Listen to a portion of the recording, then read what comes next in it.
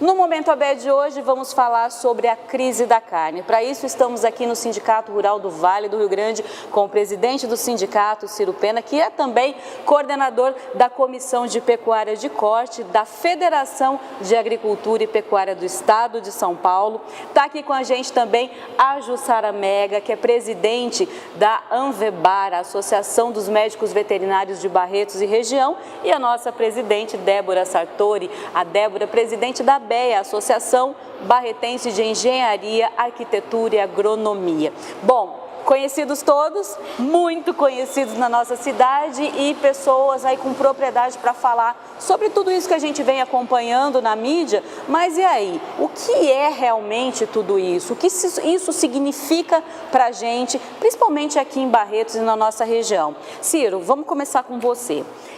Como que você vê toda essa questão envolvendo a carne, tudo isso que foi divulgado na mídia, essa operação da Polícia Federal? Inicialmente, nós queremos agradecer na pessoa da Débora, a ABEA, né, Associação Barretense de Engenheiros, Arquitetos e Agrônomos, né? É importante ressaltar que um bom pecuarista, antes de mais nada, hoje em dia, ele tem que ser um bom agrônomo também, né? Porque o boi come pasto, se alimenta do pasto, e para você conseguir ter êxito no seu negócio, você precisa ter produtividade e custo baixo. E só uma pastagem extensiva ou semi-intensiva, e para isso há necessidade, além de um profissional veterinário, também de um profissional agrônomo. Então esse profissional é essencial no êxito da propriedade rural. Com relação à questão da carne, nos entristeceu muito, prejudicou muito o setor de proteína animal, sobretudo os pecuaristas, né? Aqui no Barretos nós temos ainda muitos pecuaristas. Temos uma pecuária de corte não tão extensiva, mas temos uma pecuária de corte intensiva, que é a pecuária de confinamento dos bois fechados. Vale ressaltar que nós, aqui do Sindicato Rural, na classe dos pecuaristas e também na Federação de Agricultura do Estado de São Paulo, através da Comissão de Pecuária de Corte, na qual nós somos coordenadores, nós apoiamos plenamente a Operação Carne Fraca, que foi deflagrada pela Polícia Federal. Realmente o Brasil está numa fase que precisa ser passado a limpo, né, em todos os setores. Agora, o que nós criticamos foi a forma midiática, né, imprópria, que isso foi soltada para a sociedade, né, principalmente para a mídia, porque a mídia também, muitas das vezes, não tem o preparo técnico, e o aprofundamento técnico para tratar de uma determinada questão. Então, 21 frigoríficos no universo de 4.800 frigoríficos, né, que cometeram atos irregulares, assim também como cerca de 33 técnicos agropecuários em todo o Brasil, no universo de 2.500 técnicos que praticaram irregularidades, comprometeram todo um setor, o setor de proteína animal, que envolve a pecuária de corte, tanto bovina, quanto suína, quanto de aves. Esse setor de proteína animal faz parte de uma das maiores pautas de exportação de carnes do Brasil para o mundo inteiro, né? Então o mundo depende da carne brasileira. E todo esse comércio internacional, Eliana, ela é regulado pela OMC, que é a Organização Mundial do Comércio, e tem regras a serem seguidas. E a disputa comercial, ela é árdua. Então esses países, via de regra, a única forma que eles têm de negociar para diminuir preço é essa questão sanitária. Então qualquer probleminha sanitário que existe em algum país produtor, o que eles fazem? Eles levantam embargos à carne. Eles deixam de comprar a carne, pelo menos temporariamente. E eles fazem isso por quê? Justamente para diminuir preço. Então, o comprador internacional, ao diminuir o preço de comercialização da carne produzida no Brasil, isso é um efeito cascata. Naturalmente, os frigoríficos, inclusive aqueles bons que produzem dentro das regras, que produzem carne de ótima qualidade, isso representa 99,9% da produção nacional. O que eles têm que fazer naturalmente? Eles têm que regredir e têm que diminuir também os preços do boi, que é o que está acontecendo. né? Sim, a gente tem acompanhado, inclusive, em uma semana, os preços do boi sim, já diminuíram, já querem cerca de 10%, né? Numa fase difícil, o Brasil está numa fase difícil, consumo interno baixo, né? Os preços já estavam depreciados, os custos altos, os pecuaristas já estavam atravessando uma fase difícil. Então, é o que a gente sempre tem manifestado. Um dos principais prejudicados em todo esse processo vai ser o pecuarista. Porque o frigorífico, de certa forma, diminui o preço, ele vai ser prejudicado também, mas ele diminui o preço da compra, ele consegue, de certa forma, equilibrar o balanço financeiro dele. Agora, o pecuarista, muitas das vezes, não, né? Então, é onde a gente fica muito preocupado, né? A gente acredita que toda essa questão seja resolvida no curto prazo, né? Inclusive os países aí, a China, Hong Kong, já estão revendo, né, esses embargos, até porque o mundo não tem carne suficiente para abastecer esses mercados. O único país que tem é o Brasil. Então a gente está com preocupação, inclusive amanhã em São Paulo nós vamos ter uma reunião lá na Comissão de Pecuária de Corte para tratar desse assunto, e a FAESP naturalmente vai estar atuando e trabalhando em prol do pecuarista. Realmente você tem toda a razão. Da forma como foi divulgado isso tudo, como se fosse uma coisa de um dia para o outro também, né?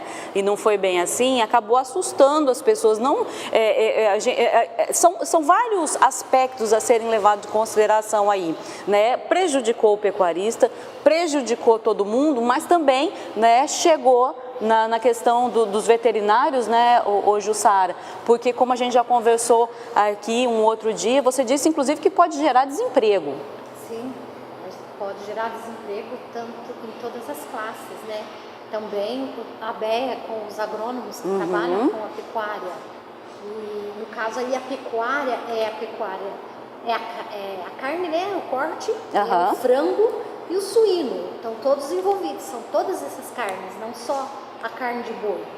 E todo esse processo vem utilizando o agrônomo, o tecnista, o veterinário e também o técnico agrícola. Sim. São os técnicos especializados que atuam na produção desses animais que vão ser a proteína para a alimentação do mundo, né? Agora a gente não fala mais do Brasil, é do mundo aqui. Nós alimentamos o mundo, mandamos proteína para o mundo todo, né? E o trabalho foi muito difícil, muito árduo, preparar uma propriedade para ter animal que exporte. As exigências deles vêm desde a produção desse animal, não é só dentro do frigorífico.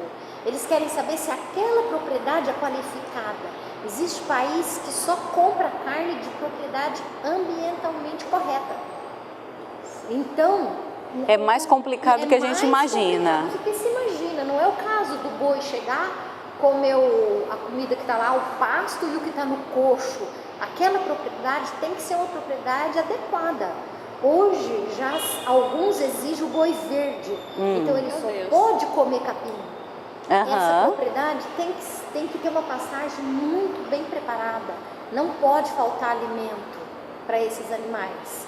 Claro que ele vai vender por um preço bem melhor, mas o custo que ele vai ter, e ao mesmo tempo tem que deixar esse animal pronto para abate com 24 meses, 2 anos de vida, porque senão ele tem prejuízo. Sim. Passou daí, ele já ganha pouco peso, ou não ganha peso, é o que vai acontecer e já está acontecendo. Já teve algumas reportagens de produtores que estão lá com o animal pronto para venda, mas o frigorífico já não quer, porque reduziu o abate.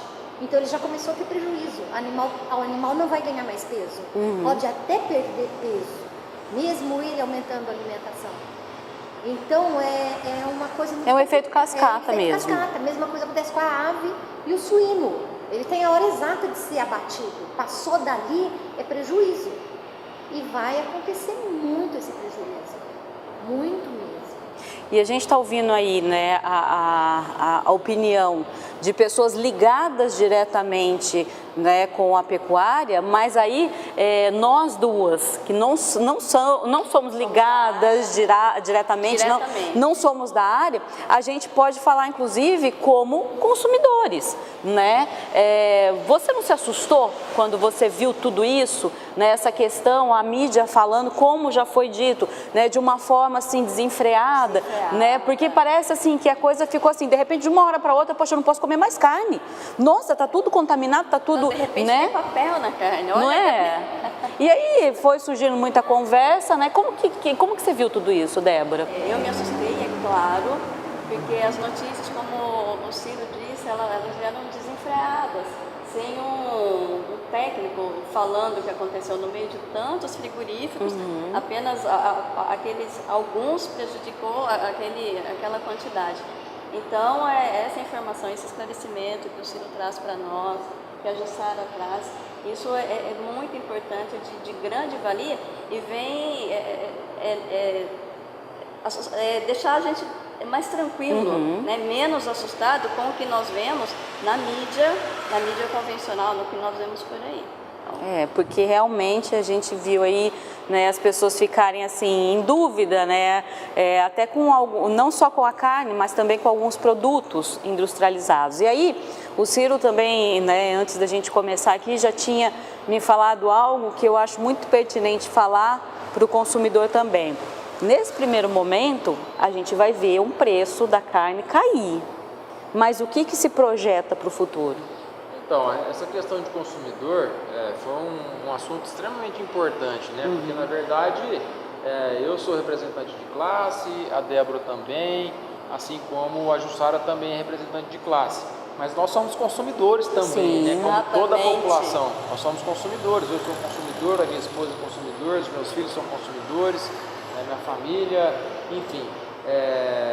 Nesse primeiro momento, toda essa carne que iria ser exportada e que está pronta para consumo, ou aquele boi, ou aquele suíno, ou aquela ave que está pronta para abate, como a própria Jussara falou, chega um momento que tem que ser abatido, ela não tem como ficar mais na linha de produção.